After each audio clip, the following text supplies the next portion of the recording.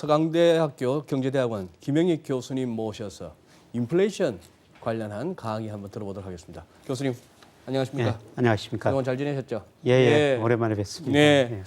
그동안 저는 뭐 계속 유튜브 상에서 교수님 이렇게 뵙고 하시는 말씀도 이렇게 뭐 꾸준히 이렇게 뭐 팔로우 해왔습니다. 좀 오늘의 주제와는 좀 그겁니다만 교수님 이제 완전 시황관이 좀 바뀌신 것 같은 느낌이 들던데 제가 제대로 들었는지 모르겠습니다. 뭐 제가 생각보다 올해 주가는 많이 올랐는데요. 네. 되돌이켜 보면은 제가 올해 그 분기별로 경제 전망을 하면서 네. 1분기 하락, 2분기 상승, 3분기 조정, 4분기 상승, 그리고 내년 상반기는 좀 좋을 것이다. 뭐 이렇게 전망을 했고요. 네. 근데 항상 제가 그 단기하고 장기하고 좀 구분해서 전망하는데 또 내년 전체적으로 보면은 저는 그 장을 그렇게 좋게 보진 않습니다. 그래서 단기와 장기. 예. 네. 그래서 일부 언론에서는 제가 많이 좀 바뀌었다 이런 식으로 이야기를 하는데요. 그 단기하고 장기 뭐 제가 뭐 4분기부터 내년 뭐 연초까지는 괜찮게 보는데 또 내년 하반기 가지고는 시장이 상당히 좀 어려울 것 같습니다. 저도 가끔씩 그런 느낌이 드는데 어디서 뭐 방송이 됐건 유튜브 매체가 됐건 제가 전하고자 싶었던 메시지와는 다른 제목이나 썸네일이 달릴 경우가 왕왕 있거든요. 예. 그래도 이제 11월 들어서는 그래도 이제 어떤 상승 쪽으로 콜하시는 게 어떻게 보면 단기 전망이라고 받아들이면 되겠군요. 예. 그래서 네. 제가 10월부터는 뭐 긍정적인 이야기를 좀 많이 했었습니다. 그런데 제가 뭐 계속 저 비관론을 이야기했다고, 그 좀 4분기 좋다고 이야기하니까 많은 분들이 좀 생각이 많이 바뀌었냐 그런 질문을 하시는데요. 항상 그 단기, 장기 뭐 그냥 저는 이제 크게 변화는 없는데요. 예. 저도 어디 가서 뭐 이제 좀만 좋아지겠습니까? 이러고 나면은 달리는 댓글 가운데 이제 팔아야 되겠구나 이런 댓글 보면 좀 서운하기도 하고 우습기도 하고 뭐 그렇긴 합니다. 자, 서론이 길었는데 저 오늘 인플레이션 오는가 경제에 미치는 영향은 이런 제목을 가져오셨습니다. 다들 인플레이션 없다고 그러는데. 예. 그런데 최근에 무슨 파이낸셜 타임즈 기사인데요. 이게 파이낸셜 타임스. 마틴 울프라고 유명한 칼럼니스트가 있거든요. 예, 마틴 울프. 예, 최근에 찰스 구다트라고 유명한 경제학자가 앞으로 인구 고령화가 되면서 소비할 인구는 많아지고 생산할 인구는 줄어드니까 인플레이션이 올 수밖에 없다. 그래서 그 마틴 울프가 저 글을 쓰면서 미국 물가가 내년에는 5%, 많게는 10% 정도 오를 수 있다. 내년에요? 예, 그 심각한. 그렇기 때문에 우리가 모든 생각을 바꿔야 된다. 이런 칼럼을 썼거든요. 예. 그래서 우리가 인플레 문제 한번 생각해 볼 필요가 있고요. 그 다음에 영국의 또 이코노미스트라고 경제 주간지 있지 않습니까? 이코노미스트. 네. 거기서도 바로 최근에 인플레 문제를 다뤘어요. 근데 여기서는 인플레 급등은 없다. 그러나 우리가 계속 지켜는 봐야 된다. 네. 이런 이야기를 했거든요. 그래서 인플레에서 우리가 좀 관심은 가져야 됐고 만약 저는 올 수도 있다고 보고 있기 때문에 네. 오면은 우리가 그동안 가졌던 거 투자의 생각을 많이 바꿔야 되거든요. 그래서 우선 장기적으로 보면요. 1980년까지는 인플레이션 시대였었어요. 1980년까지.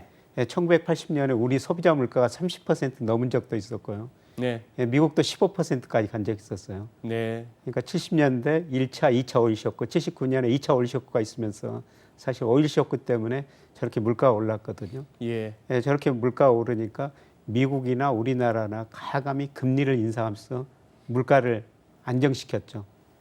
그 다음에 이제 물가가 떨어지면서 그 이후로 뭐 거의 40년 가까이 디스인플레이션 시대가 시작됐거든요. 어떻게 보면 70년대, 80년대 한 20년 남짓은 각 전 세계 대학에서 경제학과들은 전부 어떻게 하면 인플레이션 좀 여기 잘 대처해 볼까 이런 걸로만 고민할 때 아니었습니까? 그러다가 이제 인플레가 오랫동안 없어지니까 뭐 인플레이션은 죽었다. 경제학자에서 통화라는 자는 죽었다. 이런 이야기가 많이 나왔었거든요. 교수님 그런데 여기서 디스인플레이션하고 디플레이션하고는 개념적으로 어떻게 구분할까요? 그러니까 인플레이션이라는 건 물가가 지속적으로 상승하는 현상이고, 상승하는가. 그다음에 디플레이션이라는 건 물가가 지속적으로 하락하는 현상. 디플레이션은 예, 1995년 일본이 한 10년 동안 디플레이션을 겪었거든요. 그다음에 디스인플레이션은 물가가 오르긴 오르는데 매우 안만하게 오르는 현상. 그게 디스인플레이션. 예. 오르기는 오르는데 네. 그래서 지금 우리나라 그래서 중앙 인플레이션율이 플러스이긴 한데. 예. 네. 그러니까 우리나라나 미국 중앙은행이 지금 소비자 물가로 통화 정책 목표치 2%를 잡고 있지 않습니까? 네. 예, 그런데 우리나라는 최근 몇 년 동안 1% 미만이고요.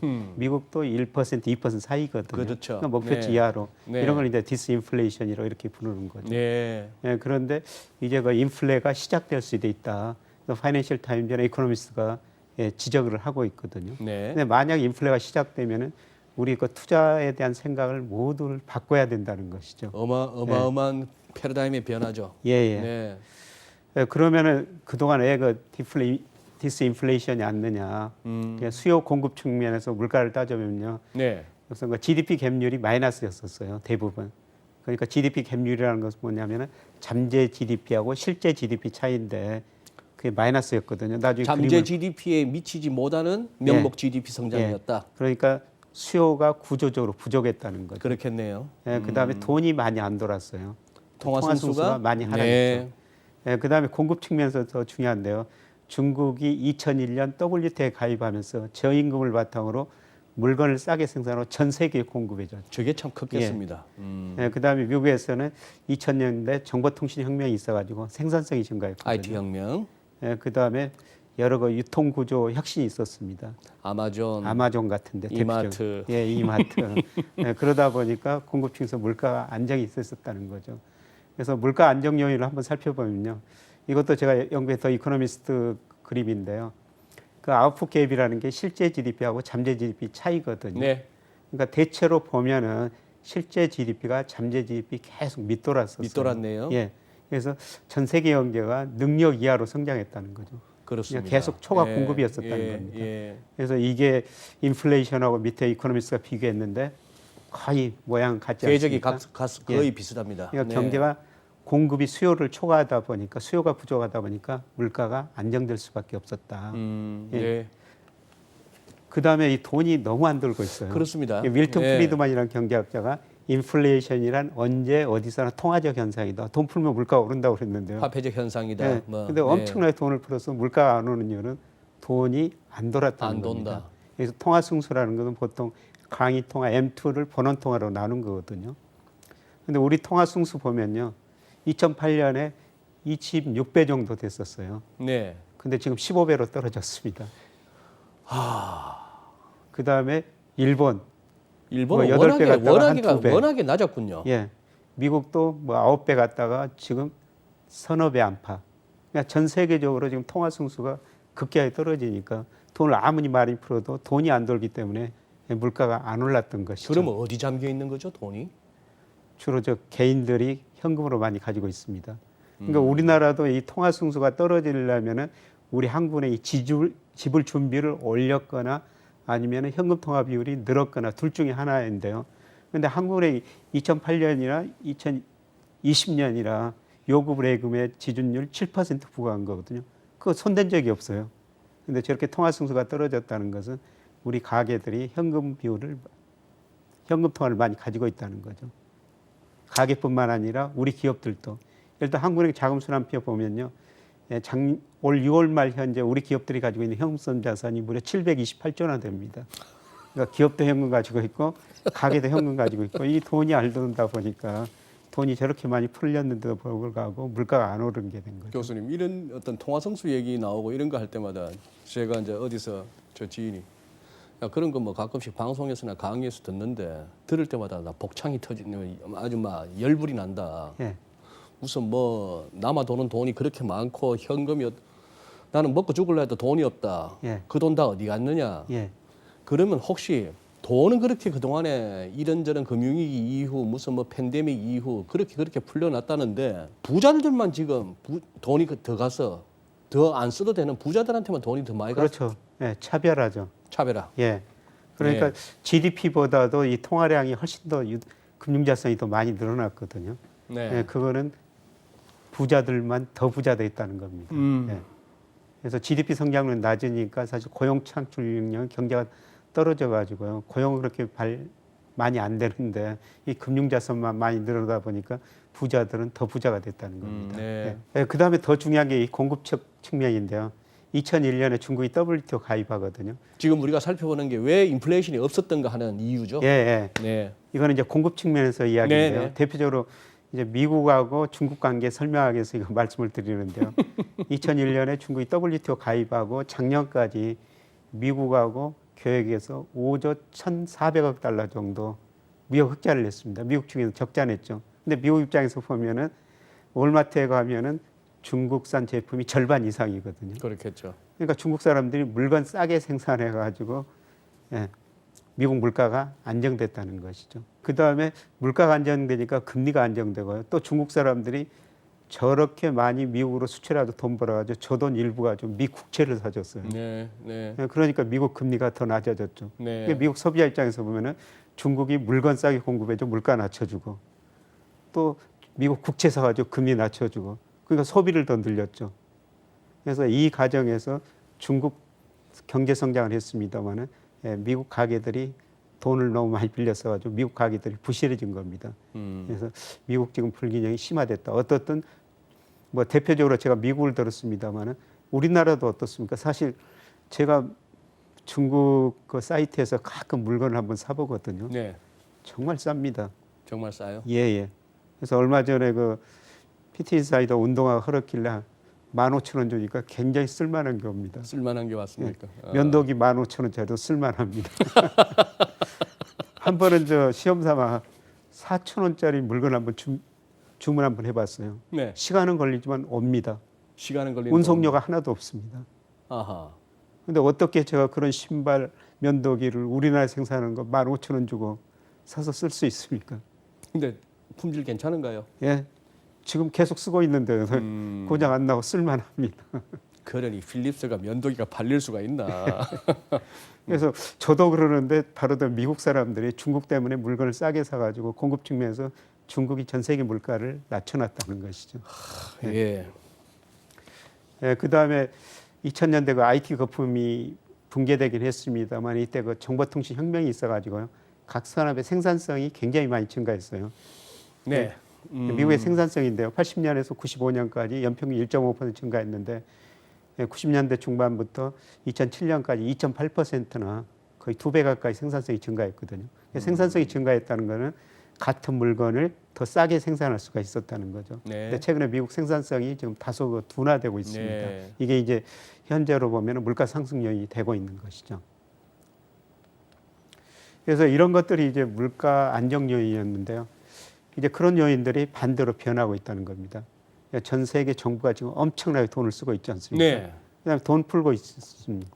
그래서 아마 내년 2022년 가면 GDP 갭률이 거의 플러스나 아니 마이너스가 완전히 없어질 거라는 거죠.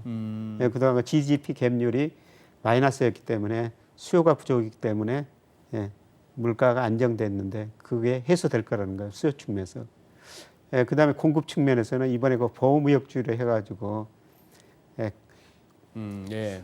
각 생산을 자기 나라에서 나중에 그림으로 하나씩 좀 보여드리겠지만 자기 나라에서 해야 된다는 겁니다. 그다음에 중요한 거는 중국이 전 세계에 물건을 싸게 공급했는데 중국이 이제 소비 중심으로 성장한다고 쌍순환 전략을 펼치고 있거든요. 예. 중국이 자기들이 생산한 걸 거의 다 자기들이 소비할 거라는 겁니다. 그리고 중국 임금도 많이 올랐거든요. 예. 그다음에 출산율이 워낙 저하되다 보니까 인구 고령화되다 보니까 이건 전 세계적인 현상이죠. 전 세계적인 현상. 네. 제가 그림 하나씩 보고 네, 네. 말씀드리겠습니다. 그다음에 정책 차원에서 인플레이션을 유도할 수 있다. 그다음에 미국의 경우는 달러 가치가 하락하니까 특히 미국이 인플레가 가장 빨리 올 수 있는 나라로 볼 수가 있습니다. 돈 가치가 떨어지니까. 예. 네. 지금 전 세계가 지금 엄청나게 돈을 풀었거든요. 예. 이것도 이코노미스트 제가 그림을 이용한 겁니다만은 저 오른쪽에 뭐 OECD 세계 통화 증가율 보면은 뭐 저 1988년 이때 한번 굉장히 높은 상승률을 보였습니다만은 전 세계가 지금 엄청난 돈을 풀고 있고요. 네. 특히 미국의 M2 증가는 제가 여기 그림 안 그려놨습니다만은 지난 그 11월 보니까 전년 동기 대비 25%입니다. 미국이 제일 돈을 많이 풀었어요. 네. 근데 사실 우리나라는 돈 증가율이 그렇게 많지 않습니다. 우리나라는 우리나라 네. M2하고 더 넓은 범위의 통화 LF인데요. 뭐 증가율 보면은 전 세계가 10%, 미국은 25%가 넘었는데 우리는 이제 9% 안팎이거든요. 네. 우리는 상대적으로 돈을 덜 풀었다는 예, 것입니다. 예. 그래서 전 세계가 이렇게 돈을 많이 푸니까 어느 정도 수요가 증가할 것이다. 그래서 수요 측에서 인플레 요인들이 서서히 발생하고 있다. 그렇게 볼 수가 있고요. 이번에 코로나로 세상이 많이 변하고 있다. 그런데 그러네요. 세상 코로나 변화는 여러 가지를 적어놨습니다만은 뭐 저기 GVC라고 있거든요. 글로벌 밸류 체인이라고 네 글로벌 번째 밸류 제가 체인. 적어놨습니다만은 네. 이게 뭐냐면요. 그동안 세계에서 가장 물건을 싸게 생산할 수 있는 곳에 생산해가지고 그걸 교역했거든요. 이번 근데 코로나 이후로 보니까 미국이 이렇게 마스크 하나도 제대로 생산 안 했지 않습니까? 그거를 자기 나라에서 혹은 멕시코에서 네. DVC, RVC 리저널 예. 네. 그러면은 도메스틱. 중국에서 마스크를 생산하는 것도 미국, 멕시코에서 그렇게 싸게 생산할 수가 없다는 거죠. 그렇겠죠. 그런데 지난 트럼프 대통령이나 새로 대통령이 될 바이든 이런 분도 이제 우리가 미국을 사자, 미국에서 생산해가지고 미국에서 사자 그러는데 월마트에 진열된 상품 50% 이상이 중국산이라고 그러는데요. 그걸 미국에서 생산한다면 그렇게 싸게 생산할 수가 없습니다. 네. 예. 그리고 이제 중국의 임금도 오르기 때문에 그렇게 싸게 생산할 수가 없거든요. 그래서 또 공급 측면에서 인플레가 발생할 수 있다. 뭐 이런 요인들이 인플레 요인이 하나가 될 수가 있다는 것입니다. 교수님, 다 이렇게 화면을 보니까 이해가 됩니다만 눈으로 봐도 이해되는데 여기서 문명의 충돌은 어떤 의미인가요? 예, 이번 코로나가 문명의 충돌을 일으켰다는 건데요. 미국 가면 자유의 여신상이라고 있죠. 네. 예, 자유 여신상이 상징하는 게 한마디로 자유거든요. 자유죠. 예, 그 다음에 중국 가면 만리장성이라고 있는데 만리장성이 상징하는 건 안전이에요. 코로나로 자유 안전에 충돌이 있었다는 거죠. 예, 그러면은 자유를 강조한 미국하고 안전을 강조한 중국하고 누가 코로나에 더 잘 대처했냐는 것이죠. 물론 중국이 일부 통계를 숨기고 있다고 그러지만은 안전을 강조한 중국이 코로나에 훨씬 더 잘 대처하고 있다는 것이죠. 예. 알겠습니다. 예, 그다음에 이제 중국이 가장 큰 문제인데요. 예, 중국이 그동안 투자를 많이 해가지고 생산을 해가지고 전 세계 물건을 공급했는데요. 문제는 중국이 이제 소비가 굉장히 많이 늘어날 거라는 거죠. 중국에서 쌍순환 전략이라고 그러는데요. 과거에는 투자, 수출 중심으로 성장했는데 네. 이제 소비 중심으로 성장한다는 거죠. 네. 중국의 1인당 국민소득이 $10,000가 넘고 계속 이제 자기들이 생산하는 걸 자기들이 소비할 거라는 겁니다. 그래서 전 세계에 물건을 공급할 능력이 축소된다는 것이죠. 이게 이제 금융시장에도 주는 의미가 뭐냐면은 과거에는 중국이 물건을 싸게 생산해서 전 세계에 수출해가지고 그 돈 벌어가지고 전 세계에 특히 미국 국채를 사주면서 자금을 공급했거든요.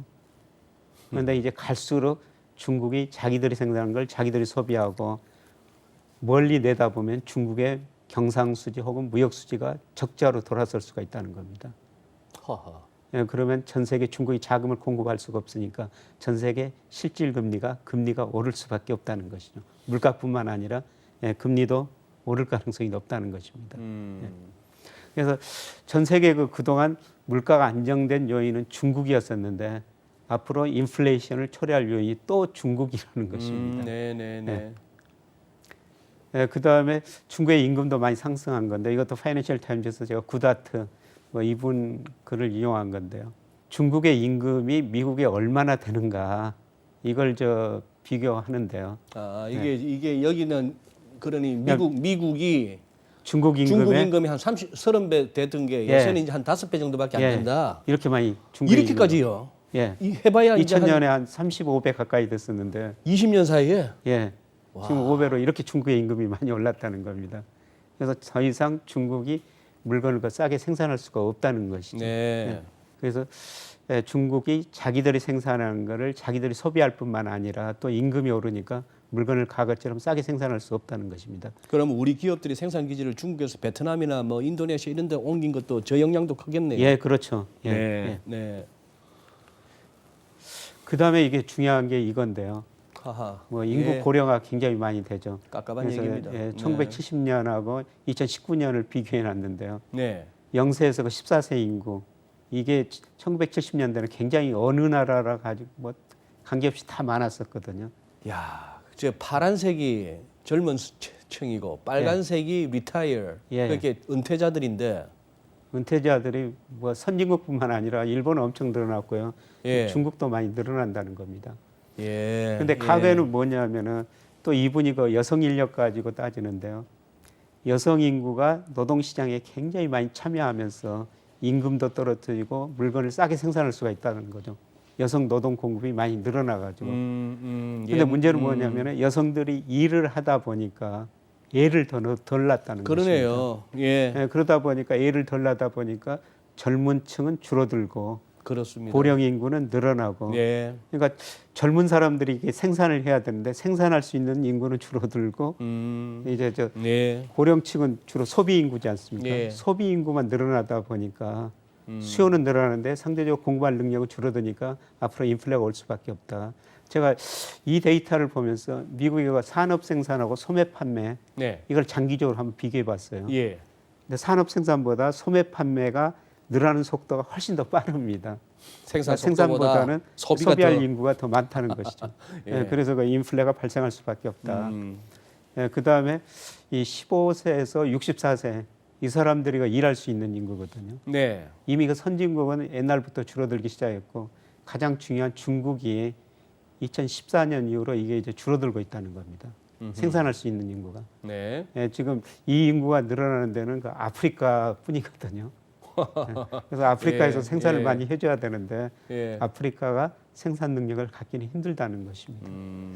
예, 그래서 인구 고령화, 생산 능력 감소 이런 것들이 노동력 축소로 연결되고 노동력이 축소되다 보니까 결국 그 노동자의 임금 교섭력도 높아진다는 것이죠.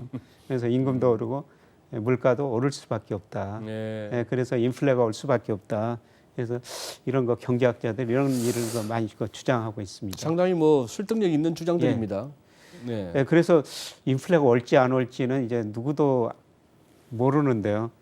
예, 그런데 제가 파이낸셜 타임즈 내년에 소비자 물가 5%, 많게는 10%. 미국이. 예, 그 깜짝 놀랐어요. 야. 과연 올 수 있을 것인가? 저는 그 정도는 아니라고 보고 글쎄. 있거든요. 예. 그런데 미국은 또 하나 문제가 있어요.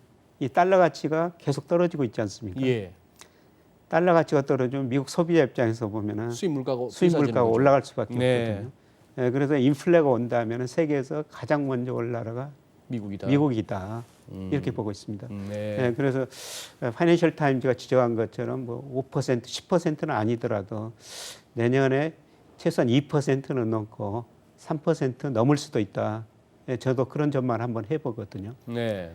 예, 그런데 미 연준이 평균 물가 목표제를 도입했기 때문에 물가가 일시적으로 2% 넘더라도 금리 안 올릴 겁니다. 과거 최근에 그 물가 계속 2% 이하이기 때문에요. 2%좀 넘더라도 금리 안 올린다고 연준이 그런 약속을 했지 않습니까? 예, 예. 그다음에 오늘 새벽에도 네. FOMC 열렸습니다만은 그 점도표라는 게 보면 이거는 언제든지 변하는데요. 네, 네. 뭐 2022년까지 올린다는 사람이 한 사람밖에 없었거든요. 17분 중에서. 예, 예. 예, 그리고 2023년도 대부분 현재 금리를 0% 금리를 유지하겠다. 예, 그랬는데 이런 이제 물가 상황이 변하면 그 점도표도 금방 변할 수가 그렇겠죠. 있거든요. 지금 이거 잠깐 이렇게 보니까 딱 그거네요. 예, 파란색의 달러 인덱스하고 빨간색의 소비자 물가인데 거의 뭐 약간의 시차는 있습니다. 예, 약간의 시차는 있습니다만 예. 거울을 맞보듯이 그냥 예, 달러 약해지면 소비자 물가 소비자 오르고, 물가 오르고. 달러 강한 시절에는 소비자 물가가 좀 떨어지고. 예, 예. 네, 네. 예, 그래서 인플레가 제일 빨리 올 수 있는 나라가 미국일 수가 있다는 겁니다. 예. 아까 그 중국 공급 측면에서 그다음에 수요 측면에서 또 그다음에 달러 가치 하락하기 때문에 인플레가 미국서 먼저 시작될 수 있다는 것이죠. 오늘 안 그래도 12월 17일자 지금 녹화분입니다만 달러 인덱스가 90을 갖다가 하회하기 시작한 예, 예. 겁니다. 오늘. 예. 네. 그래서 인플레가 오면은 뭐 미 중앙은행이 연준이 참겠지만 결국 금리 인상할 수밖에 없고요. 그다음에 중국이 뭐 미역수 흑자가 자기들이 소비하니까 전 세계 자금을 공급할 능력이 줄어듭니다. 그리고 저는 뭐 요새 자산가의 거품이 발생했다고 생각하는데 그 거품이 붕괴될 수가 있고 가장 큰 문제가 지금 전 세계가 부채에서 성장하고 있거든요. 그 한계가 도달할 수가 있다는 것이죠. 그래서 인플레가 오면은 상당한 저는 충격이 한번 올 수가 있다. 안 올 수도 있지만은 우리가 인플레 지표를 굉장히 관심을 갖고 지켜야 된다.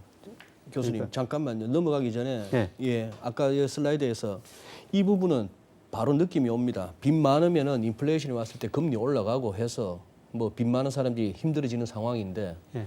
거기서 인플레 했을 때 바로 자산 가격 거품 붕괴. 우리 주식 투자자분들은 제일 이렇게 목덜미가 서늘해지는 표현인데 예. 그 연결고리는 어떻게 되는 거죠? 지금 자산 가격에 제가 보기에는 주식 특히 부동산에도 거품이 저는 끼고 있다. 네. 뭐 꺼져봐야지 알겠지만은. 근데 인플레가 오면은 지금 자산 가격 거품이 가장 중요한 요인이 저금리 때문이거든요. 예, 금리를 올리면은 그만큼 자산 가격이 떨어질 수밖에 없다.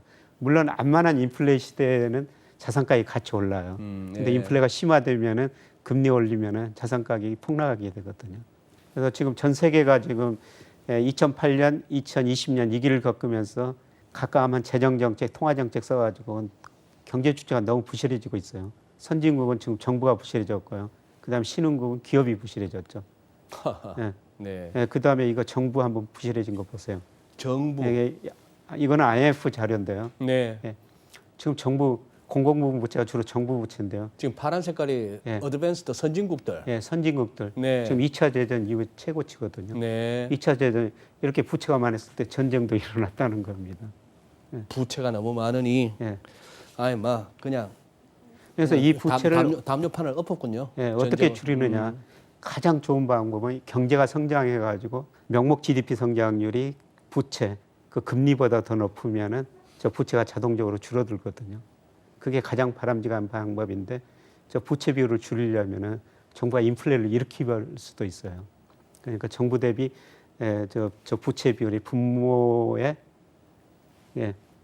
GDP가 명목 GDP가 들어가요. 분자에 정부 부채가 들어가니까 분모가 커지면 되거든요. 명목 GDP가 커지려면은 인플레가 발생하면은 명목 GDP가 커져가지고 인플레를 정부 차원에서도 유도할 수가 있다는 거죠. 별로 네. 좋은 방법 아닌데 지금 이렇게가 높거든요. 우리나라는 지금 사실 우리나라도 문제죠. 97년 외환위기 때 기업 부채가 GDP 대비 100% 가가지고 우리 외환위기를 겪었지 않습니까? 이때는 우리 가계가 GDP 대비 가계 부채가 46%, 정부 부채가 8%밖에 안 됐어요. 그래서 정부하고 가계가 건실했기 때문에 외환위기 쉽게 극복할 수 있었거든요. 많은 고통이 있었지만. 네. 그런데 지금 기업 부채가 다시 외환위기 수준 바로 직전까지 갔습니다. 기업 부채도 외환위기 수준까지 갔는데다가 예. 가계하고 정부는 보니까 특히 더 가계 부채가 많이 늘어나죠. 가계 부채가 예. 네. 이런 문제를 어떻게 해결할 것인가, 우리의 과제입니다. 그래서 만약 금리를 올리게 된다면은 전 세계가 부채 문제로 한번 진통을 겪게 될 거라는 겁니다. 안 그래도 뭐 최근에 마리오 드라기 뭐 전 22 총재가 이제 뭐 현직 벗어났다고 자기가 실컷 이런 상황 만들어 놓고 부채 상환의 문제 좀 신경 써야 된다고. 그래서 전 세계가 2008년 이번 위기를 겪으면서 부채가 너무 많이 증가했거든요. 네. 근데 우리나라는 사실 인플레보다는 디플레를 더 우려하는 현재 상황이에요. 우리가 GDP 디플레이터인데요. 한때 GDP 디플레이터가 물가가 떨어졌어요. 그래서 저런 것 보고 우리가 디플레에 빠지지 않느냐 이런 우려도 했으면 다행히 최근에 디플레가 오르는데요. 그런데 미국이 아주 강한 인플레가 안 오고 적당한 인플레가 온다면은 우리한테는 오히려 도움을 줄 수 있어요. 우리는 지금 인플레보다는 디플레이션이 더 문제거든요. 우리나라는. 예. 근데 우리나라 소비자 물가와 미국 소비자 물가와 방향은 같거든요. 네. 그래서 미국에서 심각한 인플레가 안 온다고 가정하면 완만한 인플레라고 완만한 온다면 인플레라면 오히려 우리나라에는 긍정적인 영향도 줄 수가 있습니다. 예. 하기야 옛날부터 인플레가 다 나쁜 건 아닌데 좋은 인플레이션도 있다는 얘기 참 많이 했었죠. 네. 그런데 이제 가장 큰 거는 채권 투자자들이죠. 물가하고 채권 수익률은 똑같이 방향으로 움직이고 있거든요. 같은 방향으로 움직였네요. 1980년대 물가가 떨어져 채권 수익률 떨어졌기 때문에 채권 투자한 사람들은 계속 돈 벌었죠. 그렇습니다. 근데 만약 인플레가 온다면은 채권 수익률이 오를 수밖에 없다는 거죠. 네, 그래서 요새 그 물가 연동 채권 뭐 이런 것들도 서서히 이야기가 되고 있습니다. 그쪽으로 뭐 수요가 많이 몰린다고. 예. 우리나라도 마찬가지로 그동안 물가가 떨어져 금리 계속 떨어지고 채권 투자해서 계속 돈을 벌 수가 있는데 네. 물가가 오른다면 예. 채권 투자 비중 가감히 줄여야 되죠. 예. 그 뭐 채권자들 한 10년, 짧게는 10년, 길게는 20년 그냥 다음 코만 있으면 벌었네요. 그래서 안만한 인플레이션은 주가가 오르는데요. 네. 근데 인플레가 심화가 되면 금리 오르고 주식시장에도 거품이 좀 붕괴될 수가 있다는 겁니다. 그 다음에 최근에 금값이 많이 오르다가 지금 조정을 보이고 있는데요. 네. 금은 인플레 해지 수단일 수가 있거든요. 그렇죠. 예. 그래서 예. 저는 금은 뭐 이런 식의 비중을 조금 더 늘리는 게 좋지 않을까 이런 생각을 해봅니다. 예. 네. 뭐 시간 관계상 제가 좀 간단하게 말씀을 드렸었습니다. 예. 그래도 이게 조금 교수님 좀 어느 정도의 뭐 급하게 온다기보다는 조금은 시간이 걸리는 현상 아니겠습니까? 아무래도. 예, 조금 시간이 걸리죠.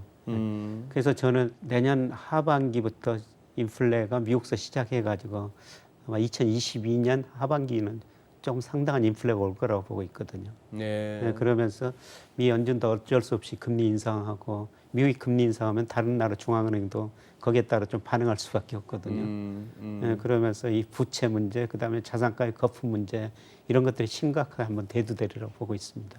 조금 느낌상 그런 느낌이 듭니다. 거의 뭐 등산으로 치면은 한 7분홍선, 8분홍선까지 왔는데 남은 이 9분홍선, 10분홍선까지 이거 다 내가 그거 올라갔다가 잘못하면 거기서는 뭐 눈도 한번 맞을 수도 있고 일찌감치 해가 져서 하산길에 고생도 할 수 있는데 이 정도에서 내려갈까 아니면 끝까지 한번 남은 1, 20%도 마저 다 먹을까 고민이 되는 그런 어떤 그래서 저는 가끔 뭐 이런 농담을 하는데요.